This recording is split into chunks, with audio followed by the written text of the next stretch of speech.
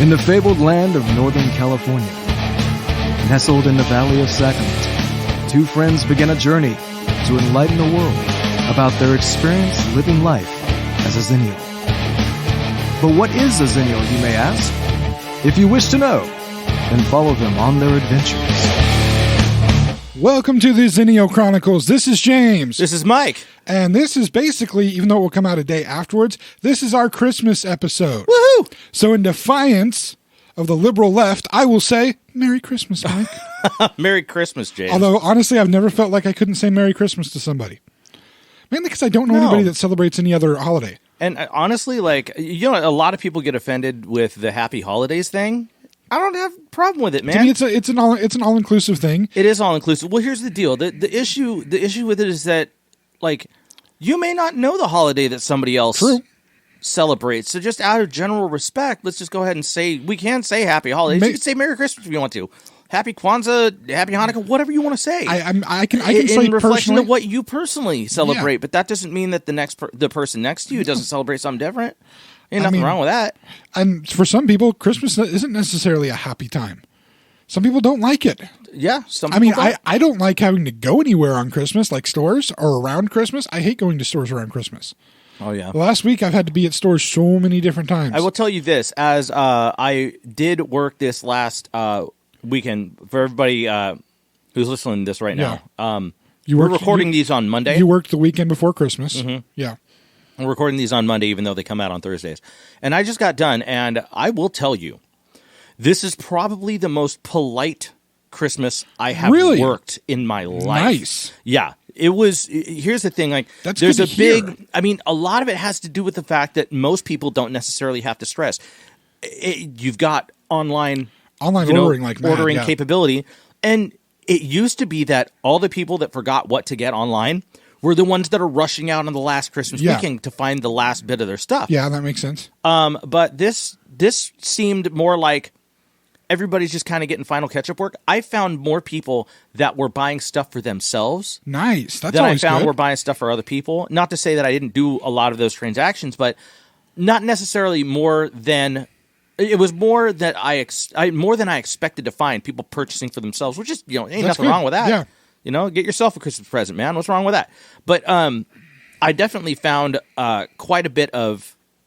I definitely found quite a bit more, and it definitely wasn't more than people that are buying for other people. Yeah. Everybody's buying for other people right now, but I thought that was interesting, man. I can say that the biggest problems I've had, because I've tried to avoid any of the stores where people do most of that heavy holiday shopping. I've gone to a few grocery stores, and that's about it. And even then, I tried to pick times where people are less likely to be out doing the shopping. Mm-hmm. And I had a busy weekend because, of course, something big nationally happened this weekend, and I had to be a part of it twice. We'll get into that later. Okay. But no, I found myself, for people that are familiar at all with the Sacramento area, because that's where I've been spending an increased amount of time in the Sacramento area because of some personal things. I found myself on Saturday afternoon at around 4 o'clock in the afternoon having to drive past the Arden Fair Mall. Now, this is not an advertisement for the Arden Fair Mall. I'm just trying to talk about location here. Okay. And you're familiar with that area of Sacramento. Very familiar, yeah. It took me at least 15 minutes just to drive past the Arden Fair Mall to get on Highway 80. From the one end of the Arden Fair Mall. From one end of Arden to the other side. So from the the south side of Arden Fair Mall to the north side where you start getting back on where you Business can get 80. onto 80, yes. Where you can make the turn onto 80. That is a surprise. There's that Arco station, that Arco gas station. Yeah. That's right there. I'm literally making that turn at that Arco gas station. Yeah. Mm-hmm. And going past 15 minutes to get through there because of how many people. The mall parking lot was packed to the gills. Dude, this was yesterday? Saturday. Yeah. It was cray-cray. I don't even use that word. I was going to say, I ended up not working Saturday. I worked Sunday, and I figured Sunday was going to be more crammed than anything, right? No, Saturday was nuts. Saturday, I wasn't down in the Arden area. Yeah. I was down hopping around Roseville. Okay. Getting some stuff and taking care of that. But I really was shocked at, there was traffic. But there wasn't bumper to bumper, around the mall area. just smooth sailing. The Roseville, the mall in Roseville. Really, that was smooth. Well, smooth. I couldn't believe it. That one also has a much better parking system than what I feel Arden does. Yeah, Arden's just a one level, right? Do they have covered parking or bi-level parking? Arden's 2 level, but it only has the 1 level parking. Okay. Yeah, it's a 2 level mall with 1 level park. Oh yeah, that's gonna be a problem. The parking is god awful there, and that road was just terrible. But my other store experiences this weekend weren't bad. Again, we were just in grocery stores, so they weren't too bad. Had to get the final pieces for tamales. Nice. Having tamales tomorrow. Nice. Because families coming over, a few family members coming over on Christmas Eve. Nobody's coming over on Christmas Day. Thankfully, we'll just have leftover tamales and have an easy, breezy relaxation day. Yeah. Which is awesome. Cool, man. No, I'm get the wife happy playing some more Diablo. We're doing some nice. Oh yeah, she's into Diablo. She is a fiend for Diablo. Is she playing 3 yet? That's what we're on. Well, the 3 is the only one available on the consoles. We don't play computer games. Oh, so you got a 3? Yeah. Oh, we've had it before, but now with we have it on our newer console. Yes. And let me tell you something. It's way better. 1. Cool. But 2, like we started a game to a co-op game. Yeah. Because that's one of the few, those and like the Lego games are like her co-op games that she likes to play. Okay. She loves any of the kind of fantasy games, which by the way, they're coming out with a new one next year that's based on the, for anybody that's more on the D&D geeky spectrum listening to this is going to go probably above your head. Okay. But they're coming out with another game based on the Baldur's Gate series. Mm-hmm. And this one will actually have the stars of the Icewind Dale trilogy. It's a book trilogy.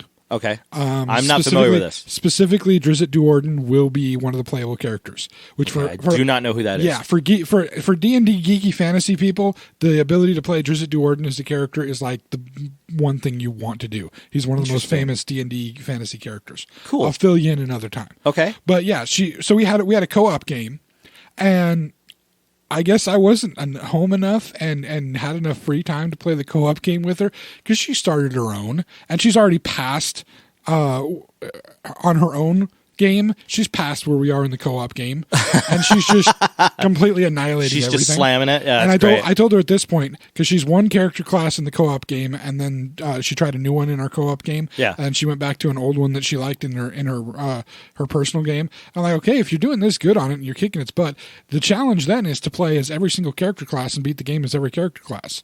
Because I mean, if you're almost at the end with this one, go for it. Be every character class and try to do it. No, I don't want to be the stupid archer. I hate stupid archers. Okay, whatever. That's fantastic. But yeah, get a little game time in. And new Lego game coming out on 12/31. It's the Skywalker Saga. All 9 movies in a Lego game. Now This is coming out on Xbox One? This is coming out on Xbox One, PS4, Switch. It's coming out on Switch too? I believe so. Oh, my God, on Switch. Because the Lego games always come out on as many platforms as possible. Yeah, totally. And I have almost all the Lego games you can have that are movie properties. The Lego games are super fun. We have the Hobbit one. We have the Lord of the Rings one. We have all the various Star Wars ones that they've put out, which they've put out ones for the original trilogy. They put out ones for the prequel trilogy. They had one for The Force Awakens. They even had one for the Clone Wars TV series. Whoa. So there's a bunch of them that have been put out. I have all of those, but this one will encompass all 9 movies in the Skywalker saga. And of course, it's coming out right after the movie was released last Thursday. So yeah, kind of neat. Actually, when my son and I came home yesterday from having taken him to see that movie. Yeah. Yes, my son has finally had the, well, not finally, but he got the opportunity on opening weekend to see Rise of Skywalker because I'm a good dad.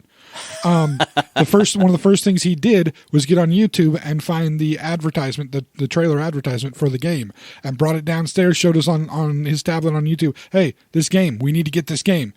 And the wife was like, there's a game coming out? I said, yeah, I knew it was coming out. When's it coming out? 31st. So when are we getting it? I guess the 31st. I wonder why they didn't debut it like on Christmas Day or something. Now, well, I mean, the movie just came out. So the thing is, like at many of your retailers, you can get a pre-order of it, and if you bought the pre-order, gave somebody the pre-order, that's perfect. Especially if you bought your kid like a new system. You buy your kid if they're a Star Wars fan. Yeah.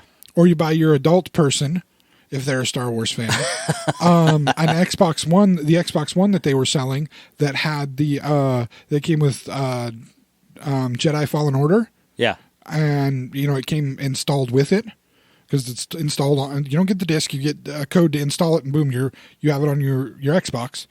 Then you pre-order them that game. That's like Star Wars fans' dream, basically. The only thing that would make it better is they have a special, I think it's a first order or I forget exactly what it is, but it's a special controller. Cool. Star Wars controller comes with its own charging base. Uh-huh. Yeah, I wanted that, but I didn't get it. It was a little pricey. But yeah, that's coming out. But no, otherwise my experiences were good other than that traffic jam at the Arden Fair Mall. But that's a surprise to me.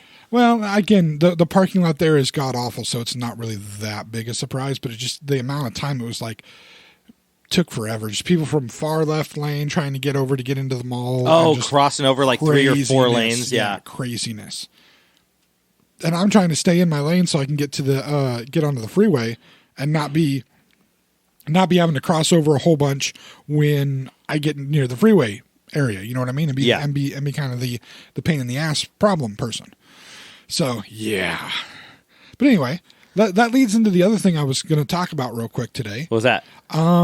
Obviously, I have seen the new Star Wars movie, Rise of Skywalker. Yeah, absolutely. I've actually seen it twice. I saw it Thursday night at 6:00. Okay. First time for showing on the West Coast. All right. And then I saw it again on Sunday. Okay. Interesting movie. I know I say that and people are like, what? Come on, more. I'm not going to give any spoilers away, first of all. Well, that's inappropriate at this point in time. I have not seen it. I want to see it. I have heard some spoilers. Okay. I will not say what they are because they are big. Off of this, if you want confirmation of spoilers, I will give them to you if you ask for them. Okay. And I'm willing to give anybody spoilers personally if they ask for them. Yeah. But if you don't ask for them, if you want some of the information to be saved, I guarantee you within a couple of weeks, all the information will be out and available and open. Yeah. There's some big things that happen that people aren't going to be able to keep quiet about. It's just the nature of it.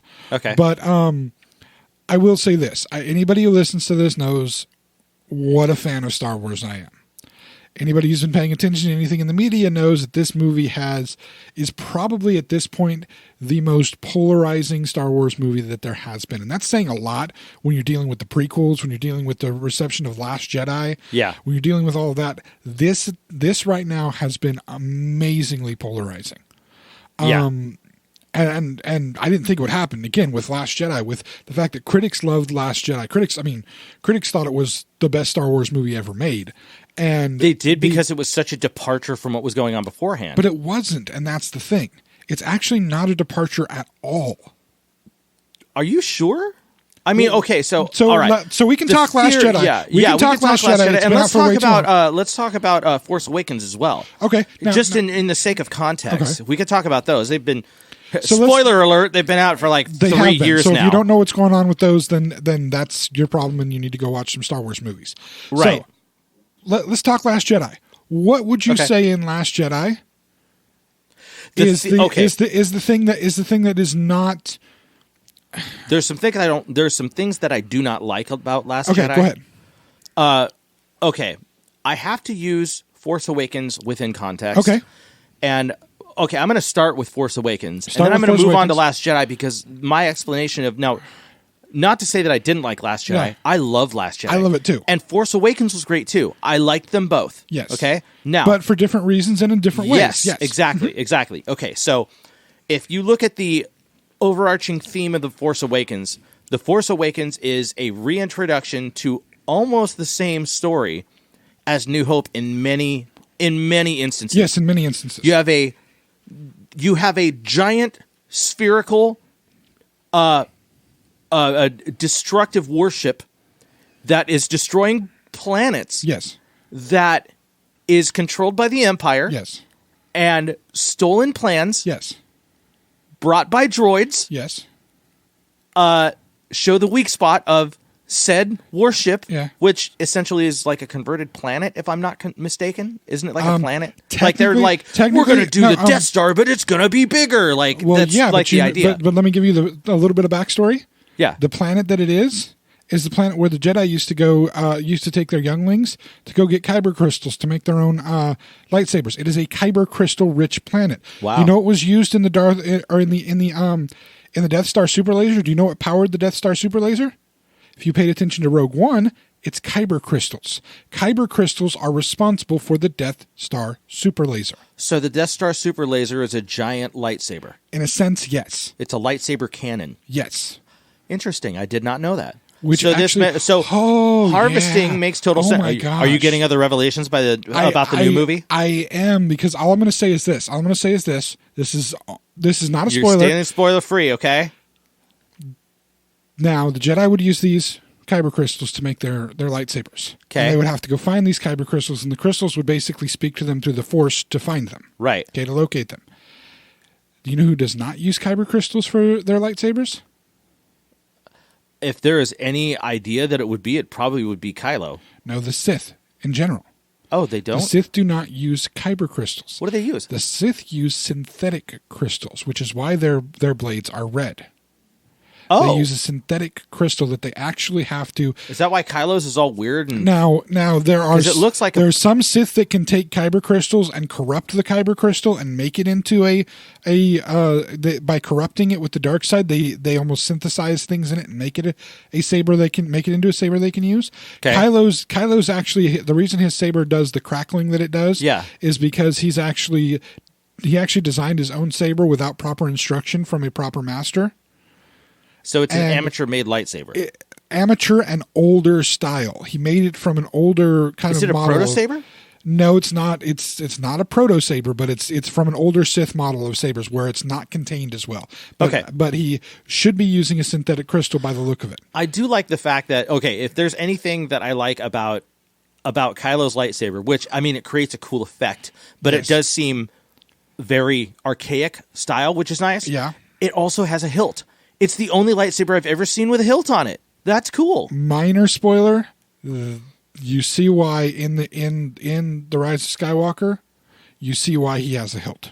Okay, it's actually utilized at some point in battle. Interesting. Okay, that doesn't give a whole lot away. It really, I mean, just he's going to have lightsaber battles. He's going to be using his lightsaber for stuff. Spoilers: there's lightsaber battles in Star Wars. Yes, but he actually does use his hilt at 1 or 2 points within battles. Oh, so that's there's cool. There's some so purpose there's a usage to it. And I mean, in Force Awakens, he uses it too. When he's fighting Finn with the lightsaber, yeah, he's up close with Finn, and he turns the saber so that the hilt part is actually burning into Finn's shoulder at one point. Oh yeah, that's right. So he does use it. He does utilize. Okay, all right. So going back to my assessment, of what was going on? The thing about the thing Force about Awakens, you were starting Force Awakens. I started with Force Awakens. So Force Awakens is basically a rehash. On the surface, it looks like a rehash of New Hope. Well, right? It is. And up to a point it is. And let me add something. I consider it appropriate. Let me add something. Yeah. You also have one important thing that happens within there that happened in New Hope. You have an unknown, mysterious young hero from a desert planet. There's that, but there's also the Millennium Falcon. There's also the fatherly figure, the teacher figure, dying at the hands of the bad guy.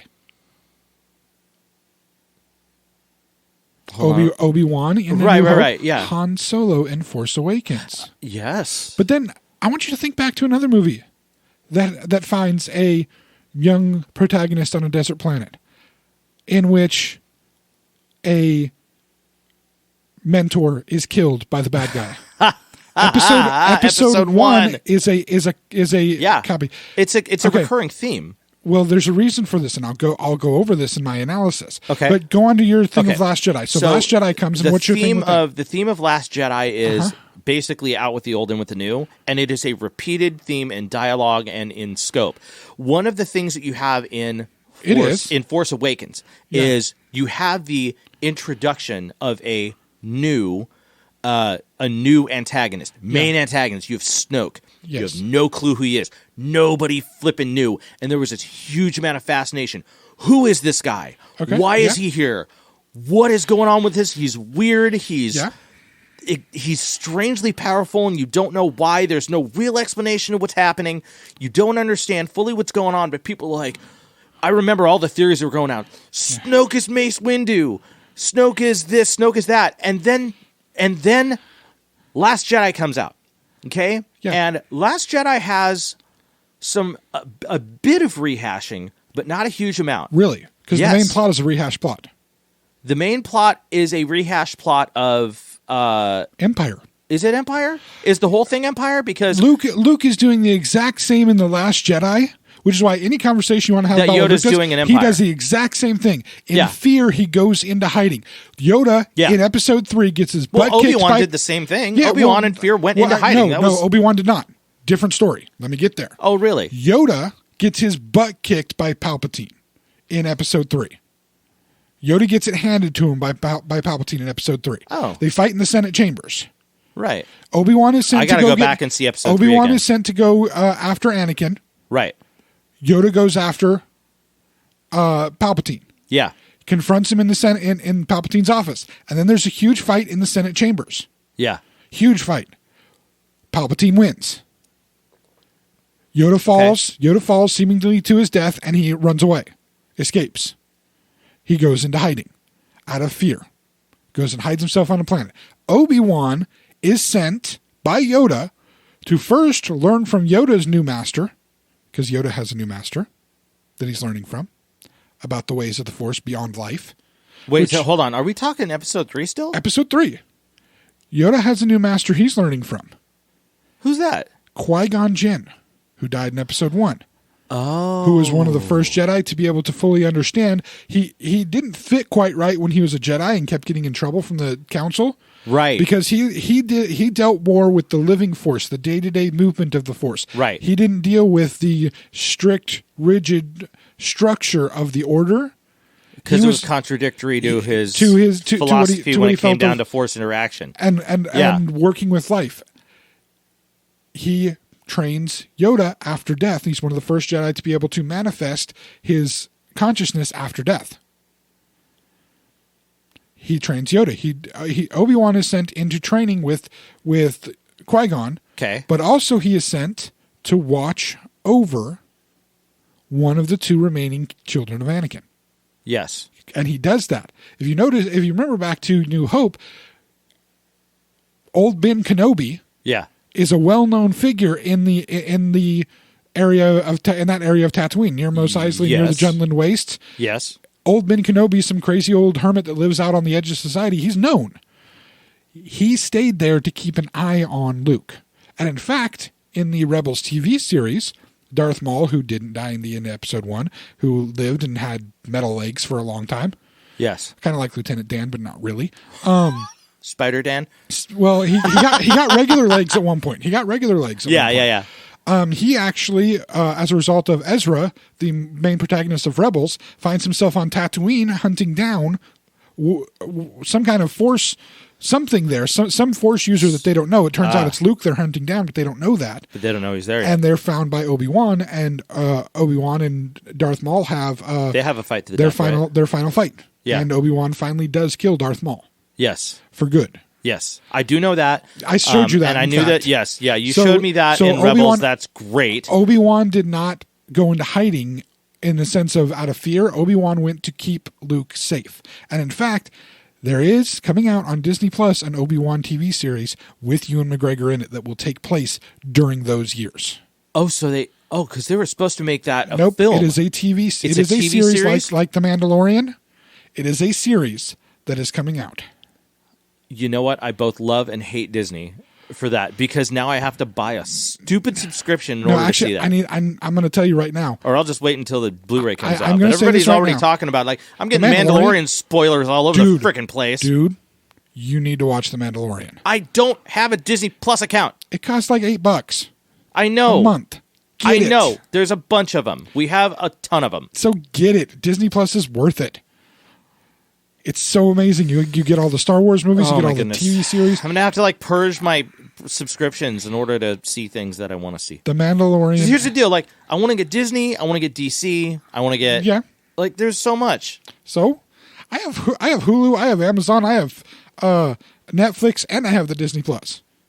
Yeah, I know. We have... Because there's a different one on each thing. We started getting the YouTube one because YouTube Red. Yeah. Karate Kid is...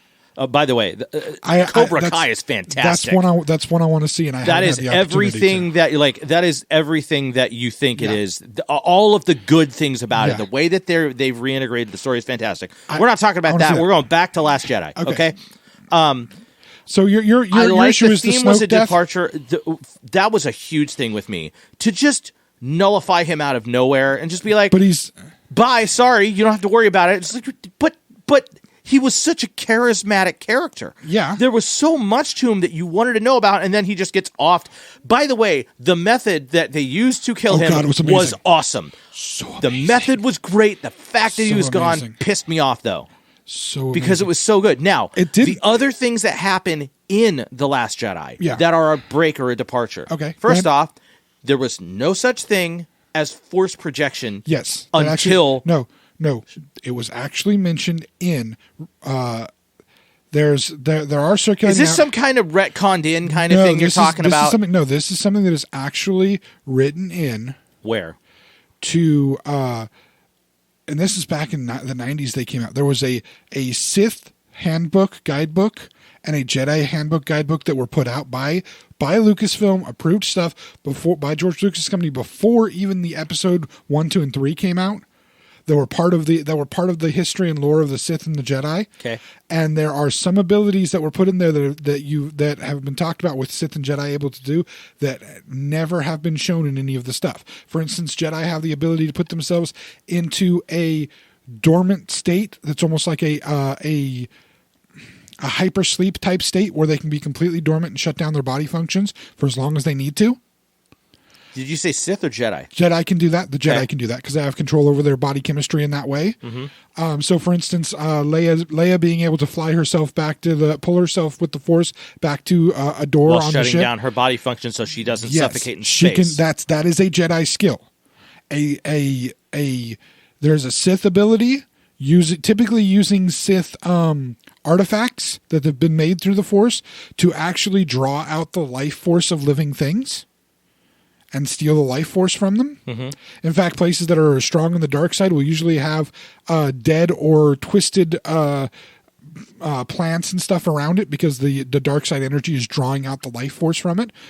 Specifically now this is legend stuff that's not considered canon anymore, but an old Sith or an old Jedi master who turned to the dark side and became a Sith Lord, Exar Kun, used the temples that you see on Yavin 4. Yavin 4 is the planet that the rebel base is on in New Hope. Mm-hmm. They have those big kind of almost Incan-looking temples on Yavin 4. Those were actually from the Massassi people who lived on Yavin 4 before. You're getting way... I know, it's getting deep.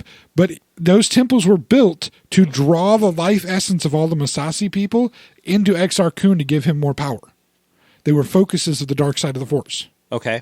So... there are many, many Force abilities that are not done necessarily in the movies, but have been talked about in various other sources.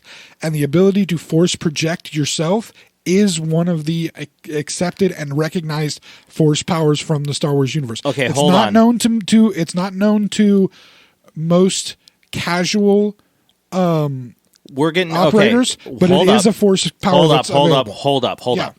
First off, as far as that's concerned, we don't know what of Lucas's stuff left over is actually integrated by Disney and not. No, we don't. But I'm just saying that there's an entire set of there's an entire story set that has been established that was approved by Lucas throughout the 90s in novels and other things. That's no longer a part of things. That are no longer a part of things. So you can't tell whether or not that is part of. But I am saying it has been something that has been discussed as a Jedi power. Now it's a potential, to the level of which until Last Jedi came out, it was not known as a potential Force power. No, it was not known as one, but there is at least some record of that being discussed before. I can understand that, yes, but at the same time, the debut of that was in Last Jedi, which is good. I think the official film canonical debut of it. Here's my question for you.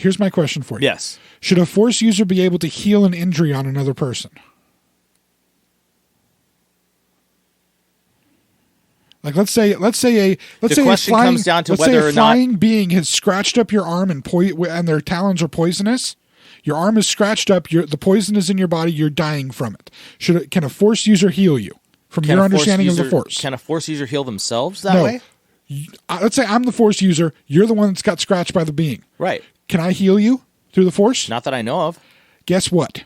Mandalorian spoiler, Baby Yoda, and I call him that because we still don't know the species name. Yeah. Baby Yoda heals Chubbs, the golf instructor. When Chubbs, the golf instructor, gets his arm scratched up. Chubbs, the golf instructor. Hey, it's Carl Weathers. That's what I know him from. Right. He heals him. This is all stuff that's been debuted recently, though. That's what I'm getting at. But so more for whoa. Hold on, Healing 1 second. has not necessarily been discussed. Wait. Okay, I need to know something because just in case, the question comes down to whether or not that is a benevolent, neutral, emotionless thing to do, or is it emotionally charged?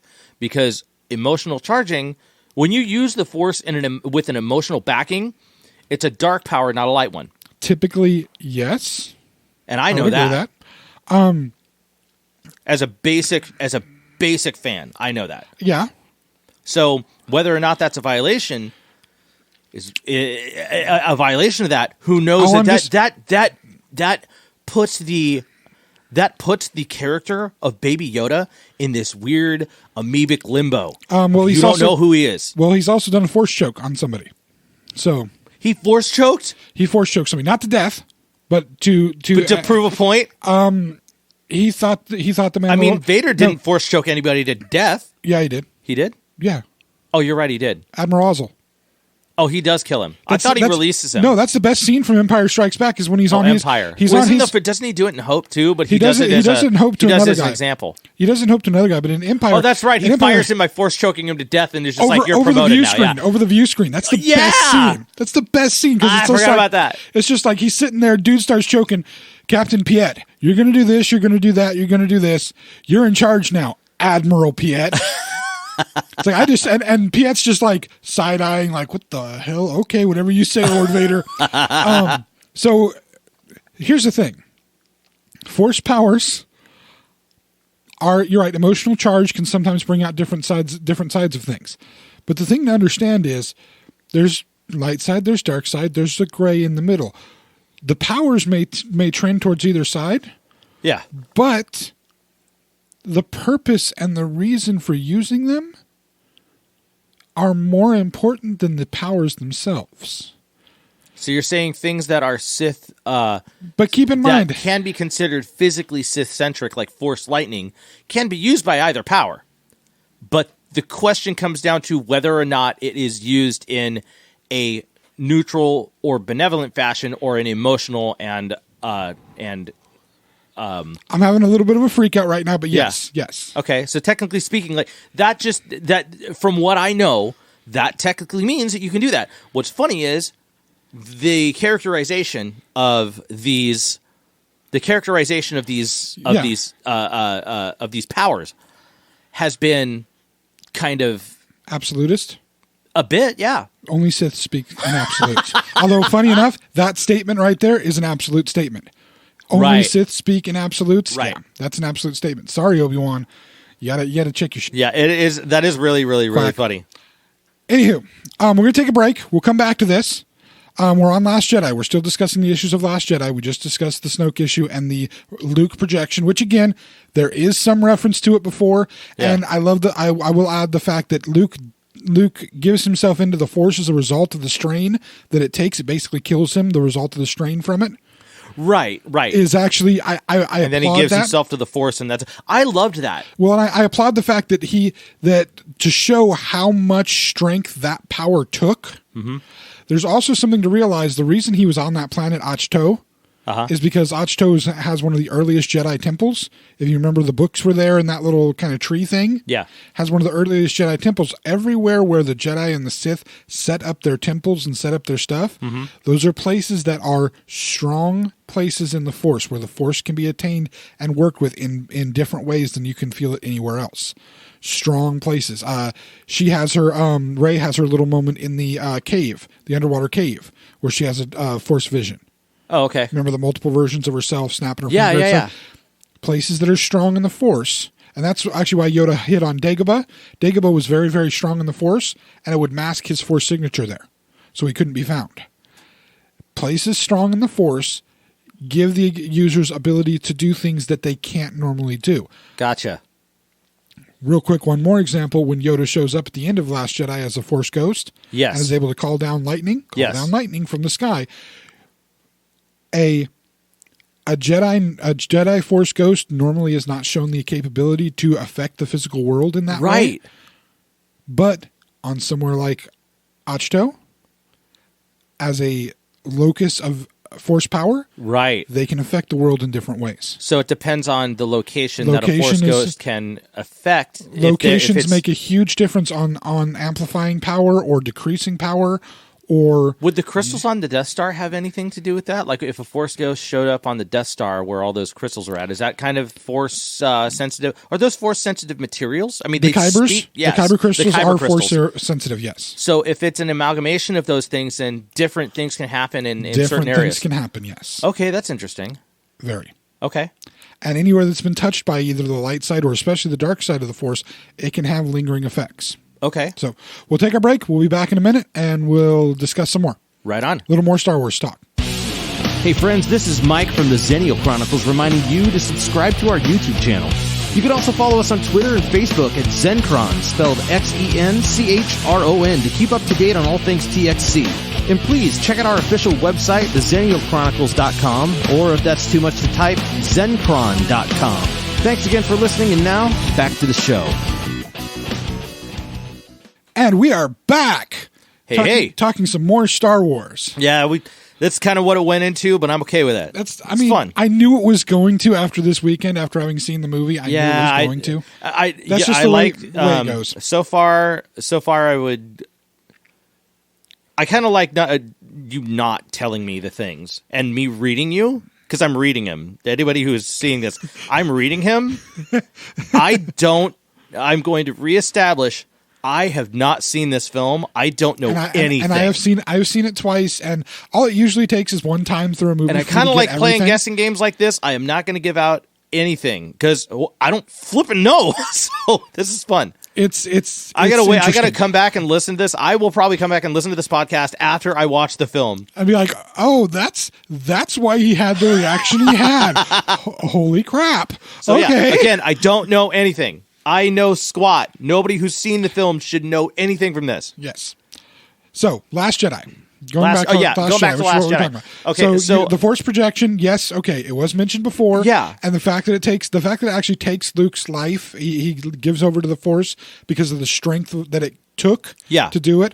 Yeah. Plus, again, on Ahch-To, an area that is a locus for the Force of the light side, the original Jedi temples, makes sense that he could do that there. Yes. Okay. So I get the issue with it seems a bit out of left field for a power to have. Kinda. But here's the thing. The thing to understand is also that the Jedi had kind of had a monopoly on the Force. Yeah. For thousands of years. I kind of I always considered that was a severe misbalance. Yes, and there was many things that the Jedi didn't necessarily teach openly as Force abilities. Right. Because part of it was not really a necessity for them, but there were just some things that were just kept kind of in the old record books. And keep in mind, Luke had all the old record books. Right. And Rey ends up with all the old record books. Yes. At the end of Last Jedi, you see. Yeah. So I mean, there's some things in there. And Luke, I thought that was great. Without a Jedi order to kind of guide Luke, Luke had to study on his own, and maybe this was an old power that he was able to kind of revive. He may have picked it up from the text. Yes. That makes a lot of sense. So there's some things in there with it, but if you look at it, you're still getting the same rough storyline of your protagonist, your Force sensitive protagonist, finding themselves dealing with a mentor, a reluctant mentor that is kind of hidden away. Now, admittedly, episode 2 doesn't quite follow into that same kind of category as the middle chapter, but I'm sure that there are some similarities. That's a strange reestablishment because that probably is the biggest breakaway from. It is, but that's aside from episode 3, which is basically the bad guys win, which is what happened in episode 5. Well, the bad guys are somewhat victorious in episode 5, but in some ways the bad guys are victorious in episode 2. I mean, think about it. Anakin loses an arm in episode 2. Dooku gets away, and the Clone War is started. Yeah. And Dooku shows up on Coruscant, meets up with Darth Sidious, a.k.a. Palpatine. Right. And, hey, we started the Clone War. But and that's the start of the rise of power. That's the start, really, of the Empire building. I'm talking like the ultimate be-all, end-all, like Order 66. Well, that's just And then what's interesting about that is, Order 66 does all of that. Yeah. The Jedi are all wiped out and whatnot. Yeah. But it's kind of the opposite. It's the opposite of what happens really at the end of Return of the Jedi. And they're almost conflicting motifs. I read a theory once, and this was just concerning episodes 1 through episode 6, okay, at the time, that the way George Lucas was trying to work these episodes out when he was writing them and working through the stories of them, after 6 and writing 1, 2, and 3, he was imagining it almost as he was writing a concerto or an opera. Okay. In that the various moments within the various movies themselves are basically like a coda in music, a portion of music. Yeah. And you see as the things flow through, you see repeated motifs, similar motifs, stuff that'll be in, say, alternating or conflicting keys, that kind of thing. As you compare the beginning one, episode 1 to episode 1 to episode 4, but then also episode 1 to episode 6, there's things that conflict and move within them. Interesting to note, one of the chief complaints I had about Last Jedi was the last shot in Last Jedi. Up until Last Jedi, the last shot of every single Star Wars movie contained at least one Skywalker in it.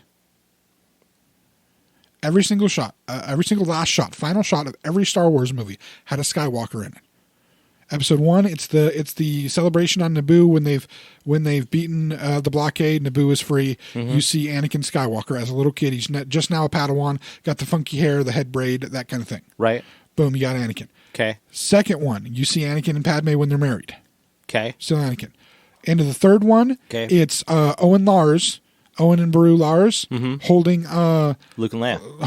Luke. Holding Luke, yeah. Leia's on Alderaan. Luke He's is holding Luke. Holding Luke. You got the twin sons. Yep. Right. New Hope. You have the celebration on Yavin 4. The ceremony, right? Yes. Poor Chewie, no medal, and you got Luke and Leia, who we didn't know at the time was a Skywalker. Right. At the end of Empire, you have Luke and Leia in the medical frigate after Luke's hand has been repaired, and Han and Chewie are flying, or not Han and Chewie, Lando and Chewie are flying off in the Falcon. Okay. To find Han. Okay. The end of Episode 6, Return of the Jedi. You have the Force ghosts. You have the Force ghosts, but you have Luke. You have Luke and you have Leia. And they're with Han and Lando and Chewie and all of them. They're celebrating with the Ewoks. Yeah. In both the extended version, the extended messed up version where they lose the cool Ewok song at the end. By the way, funny note: the Ewok song, the original Ewok song at the original end of Return of the Jedi, the Yub Nub, you know that one? Yeah. You know who helped write the lyrics for that? John Williams' son, who was the lead singer for the band Toto at one point. What? Yeah, he was John Williams, the composer. John Williams. His son was the lead singer for Toto? Yes, his son was the lead singer for Toto. What? Yeah. I didn't know that. Fun little note. But then you get to Force Awakens, right? Okay. And you have the last shot of Ahch-To with Rey handing extending out the lightsaber to Luke. So you have Luke in there, Skywalker in there. Yep. You get to the end of Last Jedi, there's no Skywalker. It's the broom kid. The kid that reaches out, grabs the broom, looks up into the stars. That's the last shot. That's the last shot. So that one made me angry because where the heck is a Skywalker? Where's a Skywalker? What's happened?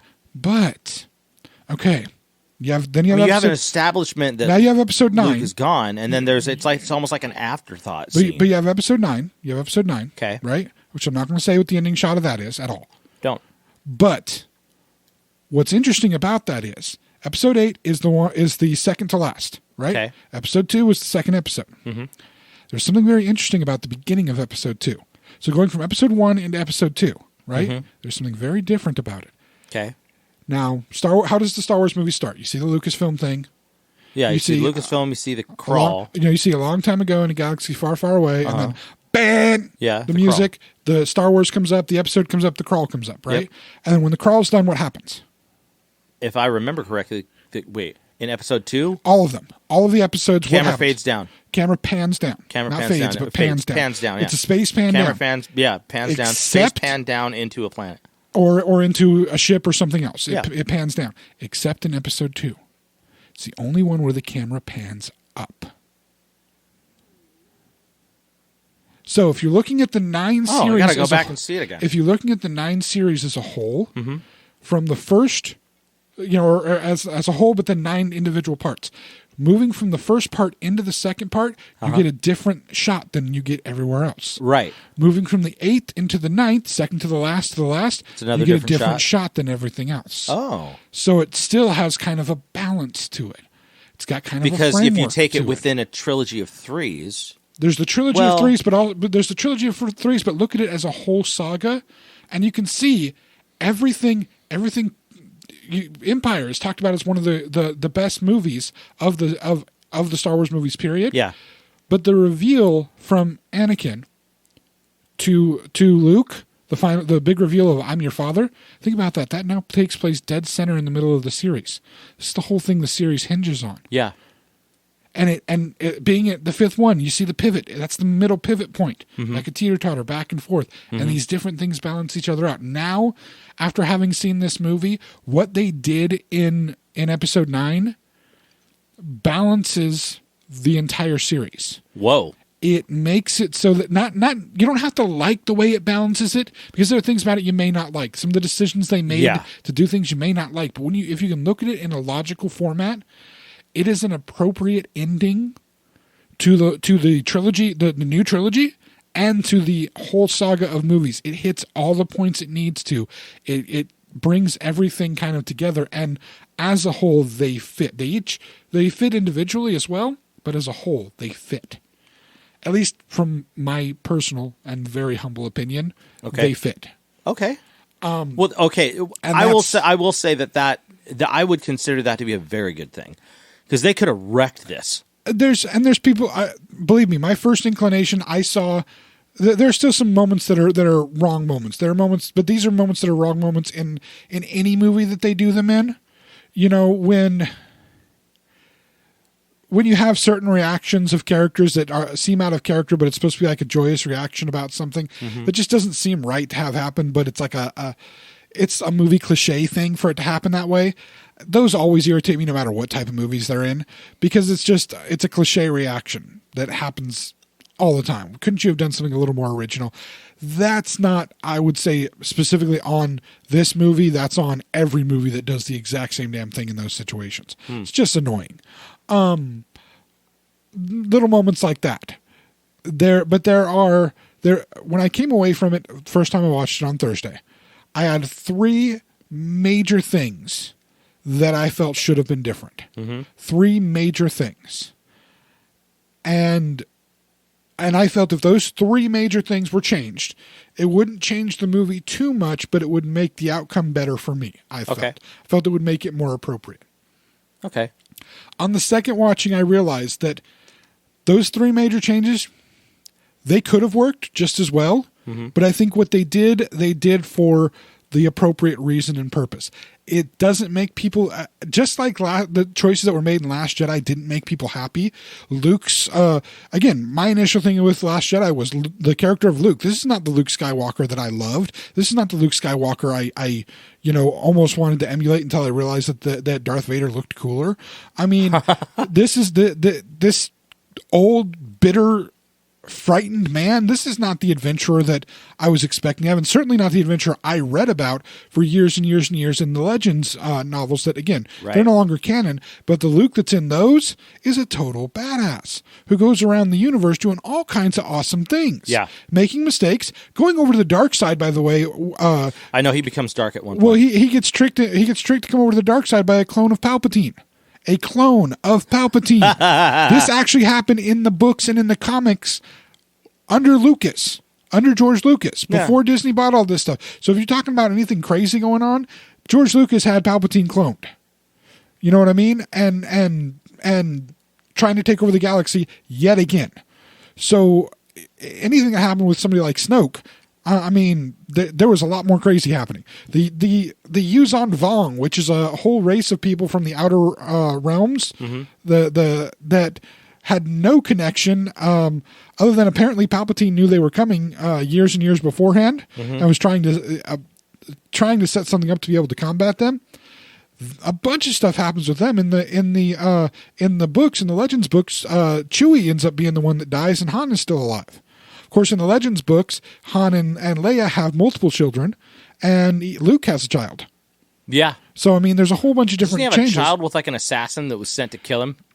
Technically, Mara Jade was the hand of the Emperor, and she was a force-sensitive person that the Emperor used to go about being an assassin. And she still had the imperative in her head to kill Luke Skywalker after the Emperor had died in the second Death Star. Yeah. And so she was actually, the way she got over that, she was actually able to kill a clone of Luke Skywalker that was cloned from his hand that got cut off at Cloud City. Good Lord. In Episode 5. She killed the clone, and that got rid of the mental imperative to kill Luke Skywalker. She falls in love with Luke. They have a kid, Ben Skywalker. That's funny. The Solo kids are technically being that Ben is Ben has been Solo in the new movies. He's been Solo, but he's a maternal Skywalker. Yes, but Leia and Han in the Legend series had two twins, Jason and Gianna, and then a little one, Anakin. They had an Anakin Solo? Yes. Funny. Yeah. And one of them turns bad, and I don't think it's Anakin. I think it was Jason.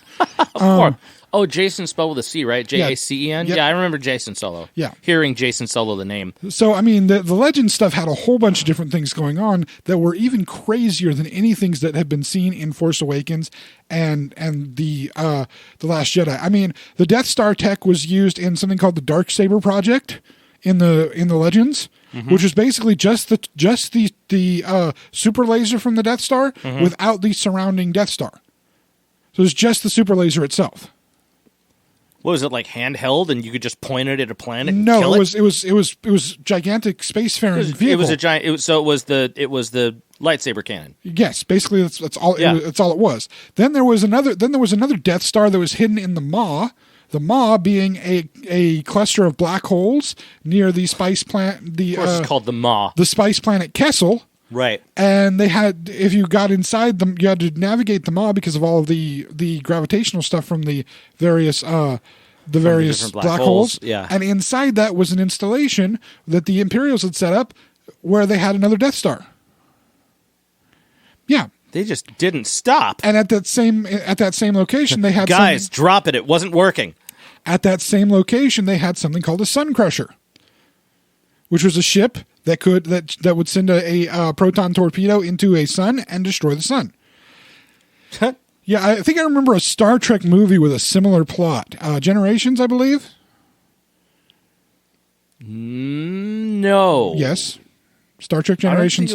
Yes, Soren had a rocket that would destroy suns that he was trying to move that. That's right. He was trying to. Yeah, he was moving the ribbon by changing the gravitational pull of the sun by destroying it, turning it into a black hole. Yeah, that's right, huh? Yep. So, which wouldn't happen, by the way.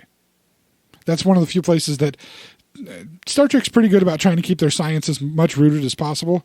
If you destroyed a sun that way, the mass would still be there, so it would still create the gravity. But whatever. Well, it would create the gravity, but I think the thing about a black hole is once... I wasn't creating black holes. It was just destroying the suns. The idea was to destroy the suns and change the gravitational fields and poles, which... Wouldn't it it wouldn't technically disperse the energy, would it? No. It would still make it that mass. And the gravity field would... The problem but if you're is, removing the energy and the heat and destroying it, but then the problem wouldn't it is, spread the energy out and dissipate it? So it wouldn't make that ribbon of things alter course in the way that it did to make him be able to interact with it in the way that it did. It just wouldn't work that way. But that's okay. It's a movie, so whatever. Yeah, it's a science fiction movie. Sci-fi, man. We can enjoy it. But except for having to have Kirk die in such a crappy way. Let him die better. Oh my. Yes. Awful. I love that those were his last words. Oh my. Is it oh my? It's oh my. He says oh my and stops breathing. Yeah. So he apes decay. Yeah.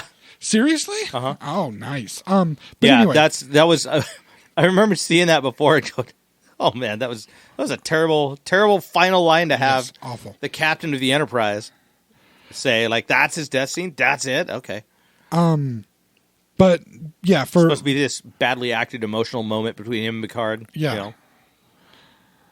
But to Star Wars. Yeah, moving to Star Wars again. The Last Jedi, I had my reservations. I hated the movie when I first saw it.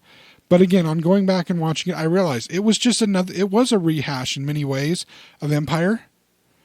I guess, yeah, I guess you could see that. And it gives it was, but it wasn't. There was enough echoing of Empire, but it was also enough of a different feel and different kind of movie. And I think it works. And I find it to be a really enjoyable film to see at this point. I will tell you this. When I first saw it, here's the thing. My attitude when I go in to see a Star Wars film is don't expect a damn thing. Yeah. Don't go in thinking that something that what you think is going to do, ditch that completely. Yeah. You cannot do that. Yeah. Because if you did that, then you're going to expect something that you're not going to get. If you did that, then what ends up happening is what happened to me when I saw episode 3 at a midnight showing. First time I ever went to a midnight showing.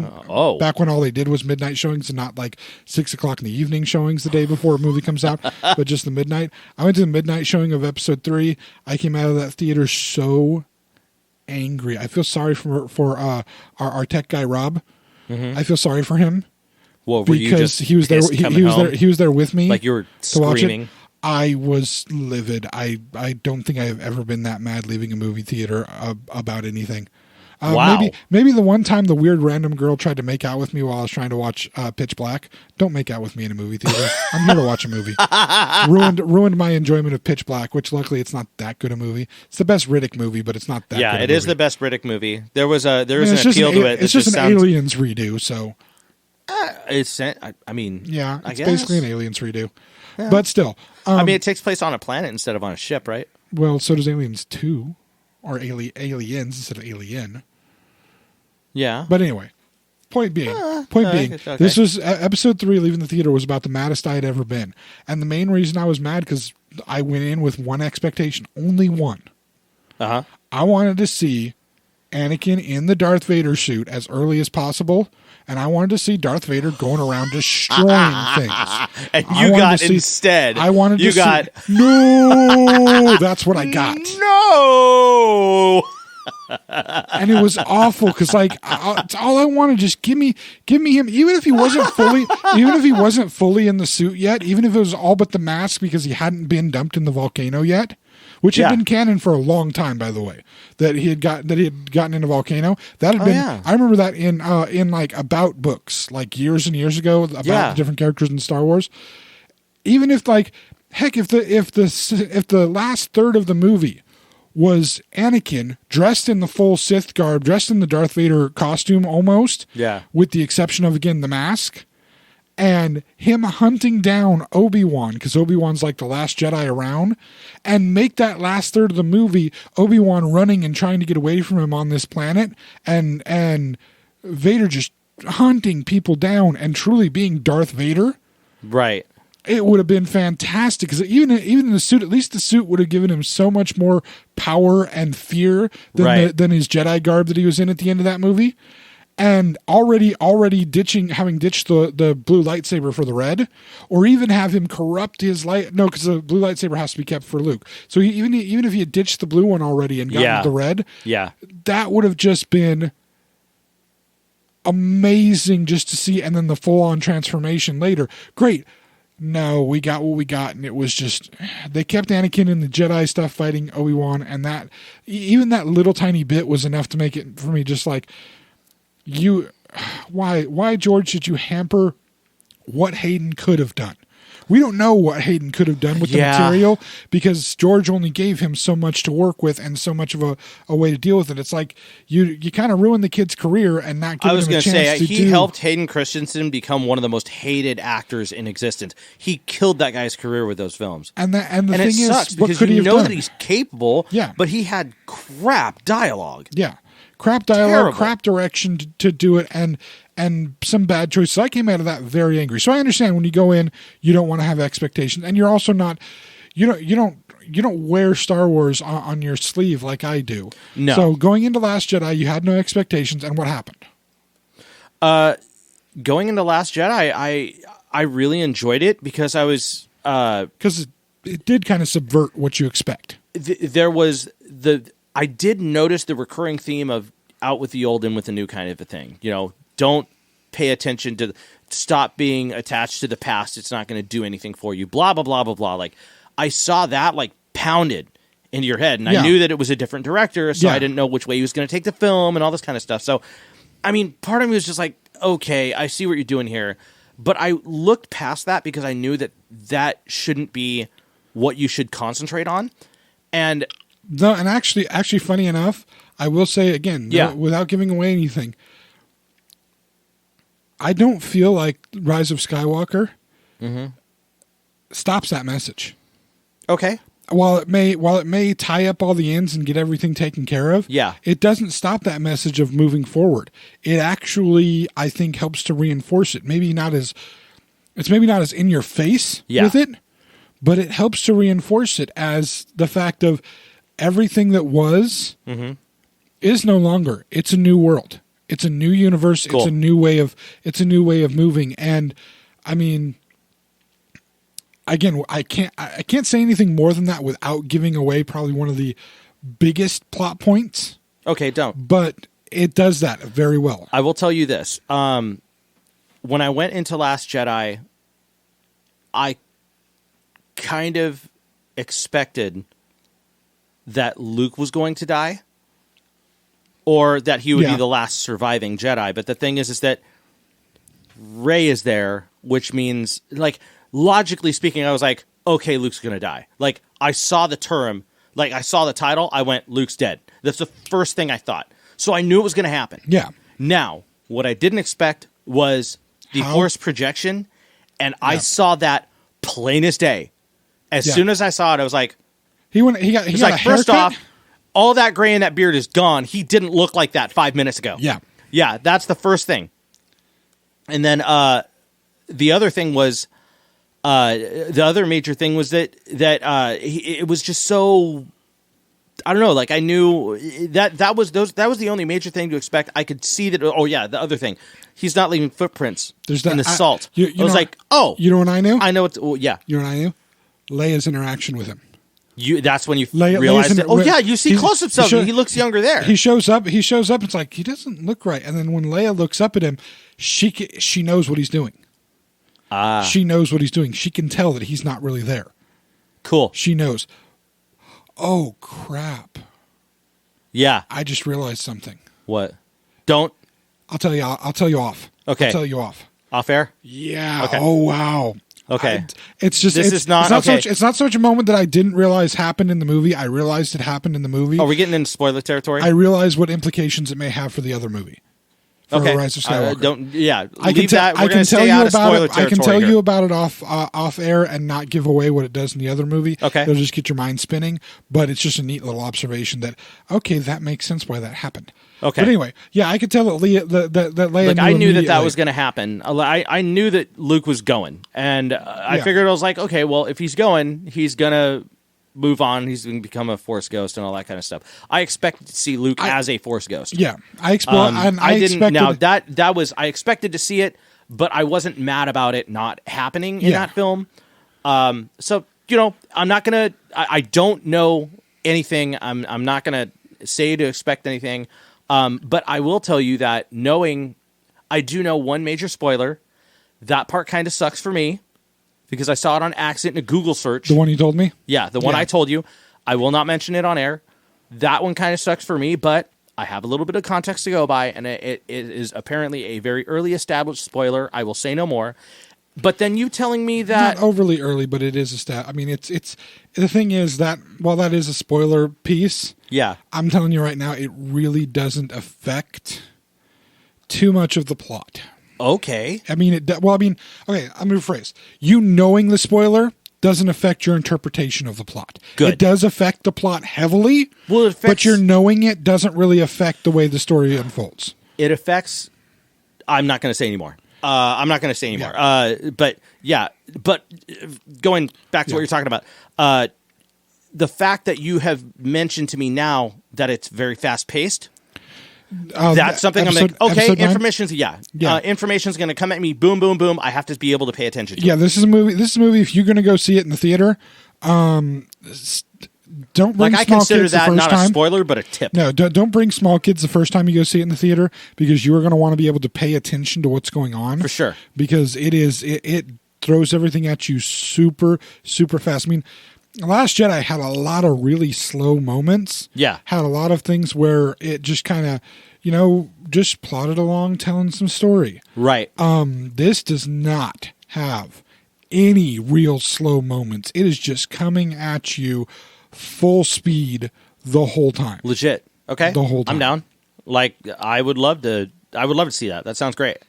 So, again, I knew for some reason that this would end up, even though it's supposed to be our Christmas type episode, it would end up being about Star Wars, because honestly, I can tell you, for me, everybody else is talking about it right now. Well, and for me, Christmas means Star Wars, because the majority of gifts that I get for Christmas are Star Wars related gifts. In fact, the two things that you were able to find for me for Christmas, yes, I wouldn't say were able, but that you did find for me for Christmas were Star Wars related. And so the thing is, that is more common than not. I would say 90% of the gifts that I get for any holiday, but specifically for Christmas, are Star Wars related gifts, because that's just my thing. Well, that's his thing. That's that what he is all about. It's his, like, he right now I'm looking at him and he's wearing, along with his extremely fashionable Grinch t-shirt, which is fantastic. You're a mean one, Mr. Grinch. On top of that, he's also wearing the necklace, which is it's a dual dog tag, where one is a rebel symbol and the other one is a imperial symbol. Yeah. Like, that's his thing. So yeah, Star Wars is what I do. So for me to talk about it after watching, I kind of figured it would go this way. But I do hope that that y'all are able to enjoy this after you've had your Christmas, after you've been able to get your stuff. Yeah. Maybe you got some Star Wars stuff and you can revel in it. Yeah. Maybe while you have this week off of work, school, whatever, you can get yourself off to the theater and go and see the new Star Wars movie. And heck, spoiler free, because if we find a spoiler on any of the comments, we will delete it, because I'm not in the business of letting spoilers go. Guys, come on. If you want to talk about, after you've seen it, if you want to talk about it, there are ways that you can get a hold of us, or at least get a hold of me personally, not Mike, because he still don't know. Yeah. But I'll be more than glad to talk about it. But still, when would you consider it as far as social media wise? That's a good question. What do you mean? When would you consider it appropriate for the release of this film? What do you want to wait till the first of the year? I normally feel, this is how I feel like. I feel that people have, on a major release like this, or like Avengers Endgame, or any of those major big movies like that, that you don't already know the story to. Yeah. I mean, like a 2 week to a month window or something like that. Like how many weeks would you say 2 would weeks. be 2 weeks? I say that's a max. 2 weeks, that makes sense, because at 2 weeks, that's enough time for somebody to go see the movie on a Wednesday night when the theater's dead. My thing is this. Or matinee it on a day off. Well, it comes down to this. If you are so worried about spoilers for the movie, go and see the movie. Right. If you're not going to go and see it, I don't believe that the public has the obligation to keep their mouth shut beyond, maybe even beyond a week sometimes, but definitely beyond 2 weeks. At least I know some people are just like, I give you a week. There's a couple of guys, and part of me is just like, I'm not going to be able to have time to go see it within a week, but I want to see it. Which I understand, but at the same time, if you're not going to be able to see it within the week or the 2 weeks, understand the reality is you're going to hear the spoilers of it. You're going to hear what happens in it. I know. I'm just going to do everything I can to stay off of Facebook until that. I just say I do my thing. I just say accept the fact that if you're not going to get to it in that much time, you're going to have to hear about what's happening with it, and that's kind of the life of it. Yeah. And that's okay. The thing is, this is not something that means something to you in that nearly religious sense that it does to me. I see it at the first showing, a Star Wars movie. Yeah, I see it at the very first showing because I have to. Yeah. Because it's an imperative in my own brain that I need to go see it at the first showing. I have a question for you, actually. Oh, Speaking of this, do you see the Star Wars stories as well on release date, or do you wait? Yes, I do. Like Rogue One. You saw Rogue One on release did. Day? Yes. Okay. Did you see Solo? Solo I did not, because I was not as interested in the movie. Oh, okay. Han Solo is actually not one of my favorite characters in the movie. I like Harrison Ford. Yeah. But I didn't really care about knowing Han Solo's backstory. Didn't mean anything to me. So I wasn't that interested in seeing it. I actually did not see that until it came out on DVD. All right, so Disney's doing the TV series stuff, yes, Mandalorian, which is cool. Which Mandalorian, I watch Obi-Wan whenever one coming of those comes out, which is great. I've got a question for you. Fire 'em. What other Star Wars story. Are there other Star Wars stories in development right now? There was. Solo was actually going to be a trilogy of films. Really? But the first one performed so badly by Star Wars standards that they decided to scrap it. Well, I remember Obi-Wan was originally going to be a Star Wars story film, there and was what discussion they ended of it. up doing was they canceled that project Yes. as a film. And then did the because series. of how bad Solo did. Because people boycotted Solo, didn't they? Solo did very bad. Part of it had to do with the fact that they dealt with the Kessel Run in a way that most people really didn't like. Oh, okay. They put the Kessel Run in it. Yes. I haven't seen it yet. They put the Kessel It's Run funny, in I have it. I've had it for like a year, but I haven't been able to see it. They put a bunch of things into it that were kind of neat, including the reemergence of Darth Maul, who everybody knows is everybody who's a big Star Wars fan who's seen the Clone Wars TV series, who's seen the Rebels TV series. We already knew Darth Maul was alive during that time period, so for us it wasn't that big a reveal. Although it was nice to see Ray Park in the makeup again, it still wasn't cool. It still wasn't that big of a reveal for us. Okay. But I think there's a lot of issues with the Solo movie. Keep in mind that it had one set of directors, and they got dropped, and Ron Howard had to be brought in and reshoot the majority of the film. Oh. The guys that originally directed it were the guys that directed the first Lego movie and the 21 and 22 Jump Street movies. Oh. And then they got Ron Howard? Why didn't they just get Ron Howard? Because they wanted these guys originally to do the movie, and about 60-70% of the way through the filming of the movie, Disney did not like the direction it was being taken, fired the directors, and brought in Ron Howard to reshoot the whole thing. Damn. Because there were major problems that they had with it. Damn. So it was a very plague-ridden movie set and movie shooting. And it kind of shows up, because I remember hearing that it was pretty convoluted. The story itself is kind of dumb. Okay. In my personal feelings and opinions, it's kind of a dumb story. Okay. There was nothing. I watched it one time, and I can say I didn't have any desire to watch it a second time. Like Rogue One, I love watching. That's an amazing movie, and it's more of a war film than a Star Wars film, but it's still it's an amazing film. And the 43 seconds you get of Vader as Vader is probably the best 43 seconds of any Star Wars movie. With the exception of, again, the one shot a one shot from the new movie, The Rise of Skywalker, that I told you about. Oh, okay. Yeah. Otherwise, those 43 seconds of Darth Vader being Darth Vader in the costume, that's an amazing film. Just 43 seconds of, yes, this is what I always wanted as a kid. Darth Vader destroying everything around him. That's in the end of Rogue One. But yeah, I told my wife about that, actually. You've seen it, right? I have seen it. I was watching it, and she fell asleep because she wasn't feeling good. She was sick at the time, and I turned it on and did not stop watching it. Yeah. It was like 10 o'clock at night, and I didn't go to bed until like 12:30. It's a great movie. So good.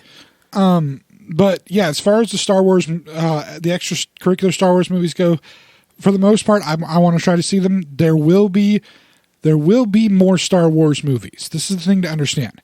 There will be more Star Wars movies. Disney didn't buy the franchise to put it to bed. My father even asked me about this. My father asked me this weekend, do you think there's going to be any more Star Wars movies? Yes. Absolutely. There will be more Star Wars movies. However, will it have anything to do with the cast from the most recent 3 movies, Force Awakens, Last Jedi, and Rise of Skywalker? I can't say for sure whether that cast will be included in it. I can say this much, that this saga has a contained story within it, and the things that are contained within the story might affect other stories. Okay. But this story is what it is.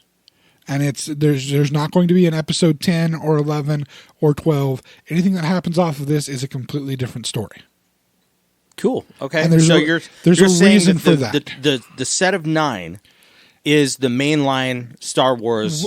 No, it's not. I wouldn't say centralized. Mainline. I wouldn't say mainline. I wouldn't even say centralized. This is one very specific story about one very specific set of things. I cannot say anything more than that. Okay. I can't even quantify what set of things it is talking about. Well, then because that gives too much. But that set of 9 is one set of story. Okay. Anything beyond that is, like I say, it'll be in the same Star Wars universe. There'll be some interconnections to some extent, but that set of 9 movies is what it is. Okay. So there will be more Star Wars people, and I will be the one there to see it. Like I see The Mandalorian, like I'm going to see the Obi-Wan series. Yeah. Like I'm eager to see whatever else happens with the various Star Wars franchise pieces. Cool. So we'll see. Anyway, thank you all for listening to our Star Wars discussion. Yeah.